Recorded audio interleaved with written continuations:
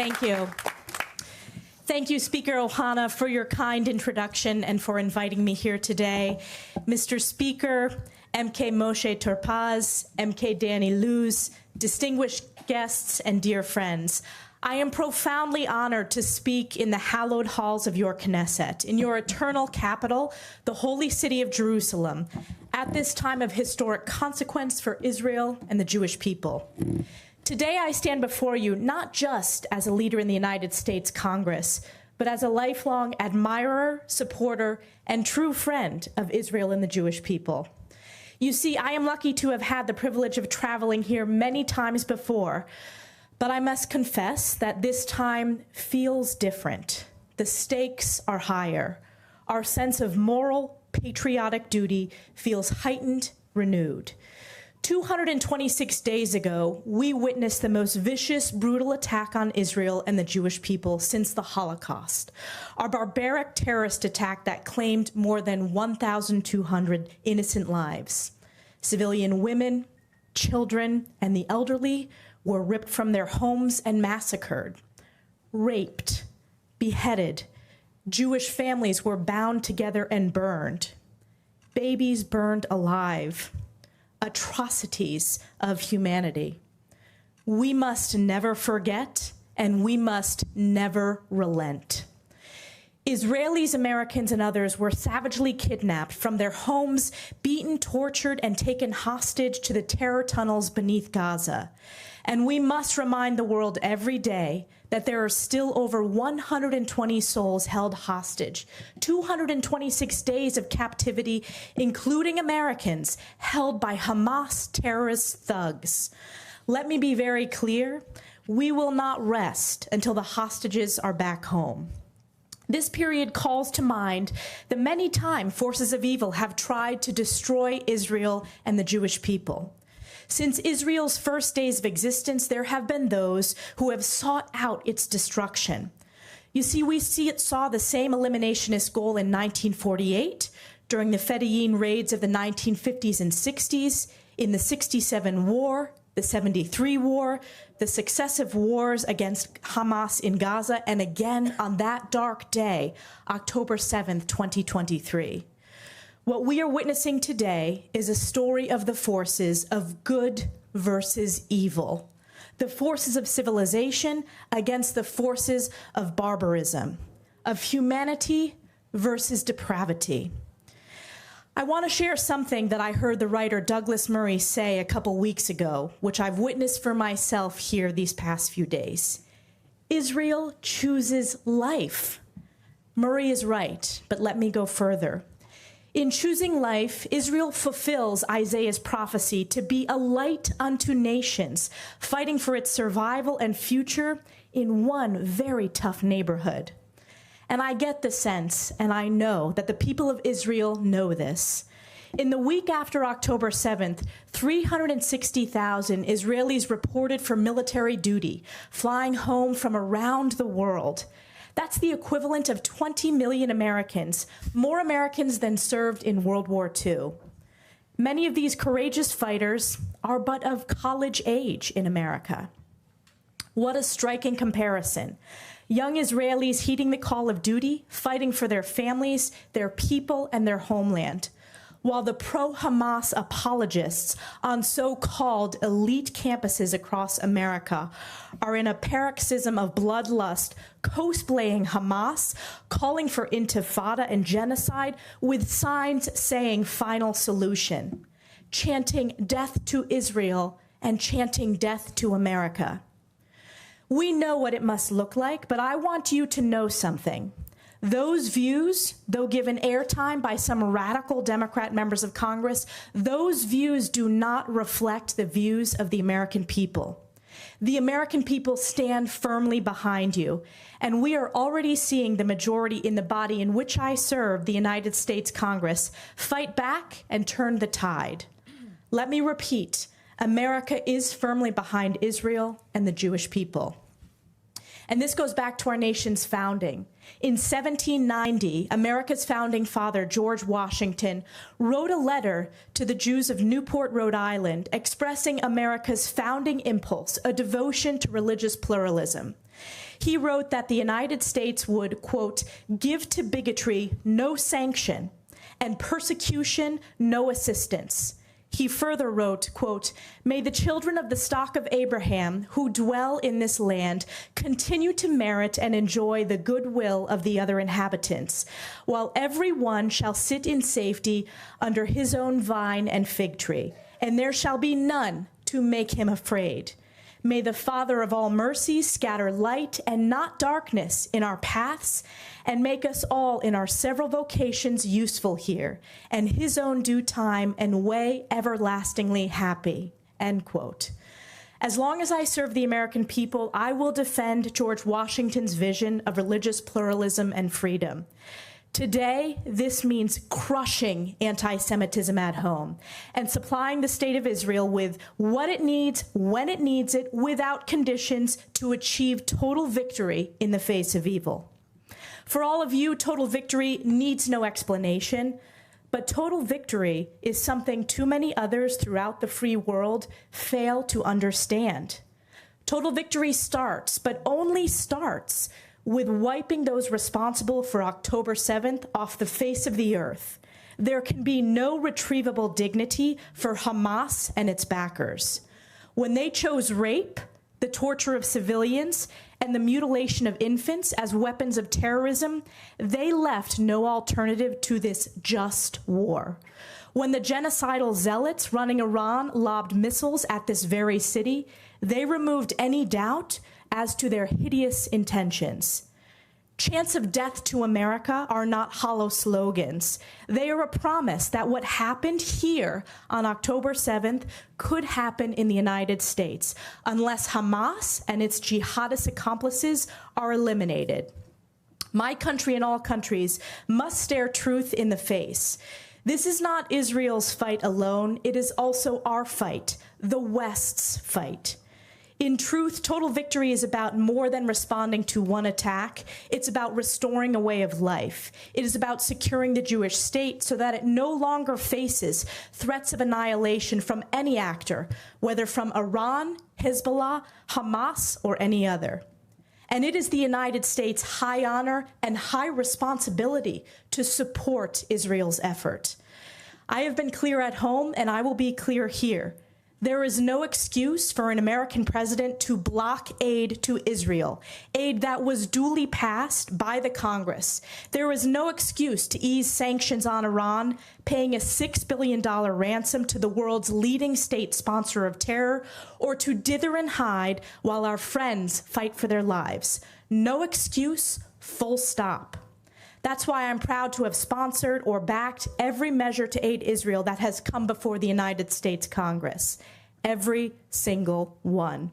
It's why I, as a senior member on the House Armed Services Committee and Intelligence Committee, we have helped secure billions of dollars for the Iron Dome, David's Sling, the Iron Beam, anti-tunneling technology, counter-UAS systems, and further development of emerging technologies, most recently in the supplemental aid package passed just last month. It's why I led calls for the White House to speak out against the corrupt ICC. And it's why for years I have been a leading proponent and partner to President Trump in his historic support for Israeli independence and security, including moving the U.S. Embassy to its rightful place in Jerusalem, the negotiation of the historic Abraham Accords, the greatest stride towards peace normalization in more than a quarter century. Adopting the strategy to align U.S. Central Command with Israel, a change that fostered daily communications with the IDF, joint exercises, and crucial coordination with British and Arab partners that helped defend against the Iranian attack. And finally, President Trump's wise decision to call out UNRWA for what it is, a hive of anti-Semitism, and to eliminate every dollar of U.S. funding. When the enemy is inside the gates of the United Nations, America must be the one to call it by its name and destroy it. President Trump understood this, and Bezrat Hashem, we will return to that strategy soon. But you know as well as I that the enemy is inside more than just the gates of the United Nations. It is also in powerful Western institutions in my country and beyond, where the vile virus of anti-Semitism is spreading. This is why total victory is not just physical self-defense, but ideological self-defense. As chair of the House Republican Conference, I'm proud that House Republicans have passed bipartisan resolutions in support of Israel, called out anti-Semitism in the halls of Congress, and brought transparency to the anti-Semitic propaganda pushed on American students and paid for by foreign adversaries. We have passed bills like the Deterrent Act to ensure our foreign enemies cannot poison the minds of American students. I also serve as a senior member of the Education and Workforce Committee, where I led the charge to expose this moral rot of anti-Semitism infecting our supposed most elite higher education institutions. When we heard from Jewish students, faculty members, and staff about anti-Semitic attacks taking place on their campuses, I demanded Congress host a public hearing to hold colleges and universities accountable for their failure to combat anti-Semitism and their failure to protect Jewish members of their community. And I know you all saw that hearing because the world saw that hearing. And I want to take you into that moment. My question was the last question of the hearing. The most junior member of the committee yielded me her remaining 3 minutes. And I had asked questions earlier in the hearing going back and forth with the president of Harvard, now former president, and I wasn't getting direct answers. So in thinking through the last question, which was not pre-written, I wrote down in pencil right ahead of time and thought to myself, how can I ask this in a straightforward, moral way to force them to answer correctly? And that question was, does calling for the genocide of Jews violate your university's code of conduct on bullying and harassment? And one after the other answered, quote, it depends on the context. And the world heard. Let me tell you, it does not depend on the context.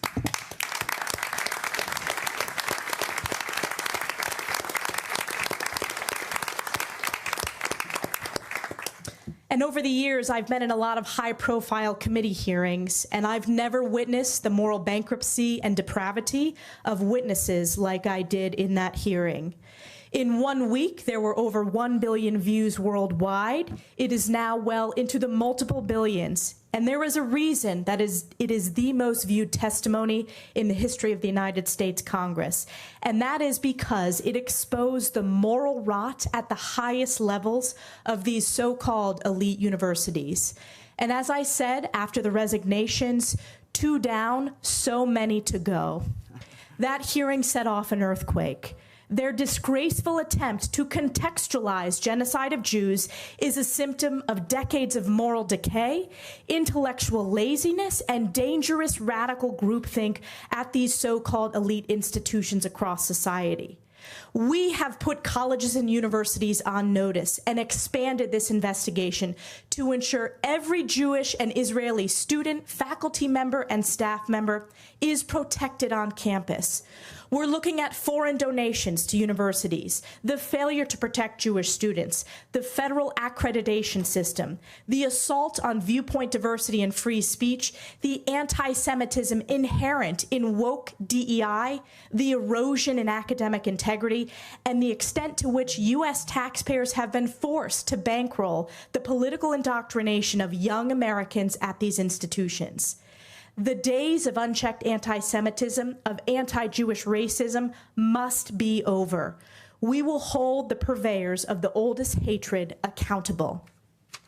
Ladies and gentlemen, this visit has renewed my sense of the stakes of the battle we are in. If I want to leave you with one message today, it's this. The majority of Americans support you, and we always will. Since President Truman's recognition of Israel 11 minutes after David Ben-Gurion declared Israel's independence 76 years and 5 days ago, America stands with Israel. We must not let the extremism in so-called elite corners conceal the deep, abiding love for Israel among the American people. Most Americans feel a strong connection to your people. They have opened their hearts to you in this dark hour. And I have seen it everywhere in conversations with my constituents, hardworking families, small business people, farmers, veterans, seniors, and students alike. And the reason for this love is no mystery to me. I was raised in upstate New York. I attended an all-girls day school right next door to a synagogue.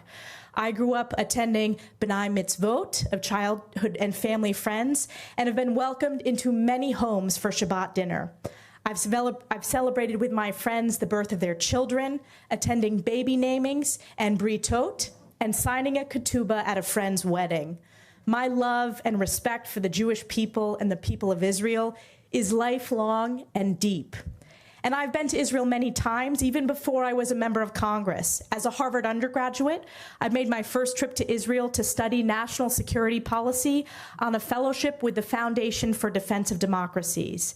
And I am pleased to say that I've been many times since, most recently returning as a member of Congress in May of last year to help lead an Intelligence Committee delegation meeting with Prime Minister Netanyahu. During each and every visit to Israel, I am reminded of the fundamental fact that our peoples share an enduring bond, forged over centuries. Both Jefferson and Lincoln called America, in one way or another, the last best hope on earth. When I come here to Jerusalem, I sense a shared destiny, one embedded in your national anthem, Hatikva, the hope. Israel is indeed a miracle, an outpost of freedom, of Western values, of civilization, a striking example of human potential, the physical embodiment of Herzl's maxim, if you will it, it is no dream. It's the same founding ethos that we prize in America, the American dream, which says that with hard work, the right values, you can build a life for yourself, your family, and your community. Herzl's dream and the American dream. These dreams are precious, and we must cherish, protect, and fight for them. We know we have difficult days ahead to ensure this always remains true. Prime Minister Netanyahu recently said that if Israel must stand alone, it will. I am here to tell you that it is our duty as Americans that Israel does not stand alone. We must never let Israel stand alone. I am confident in the end that our relationship will not just endure, but emerge stronger than ever before. Israel, keep fighting. We are with you. God bless Israel, and God bless the United States of America. Thank you for this tremendous honor.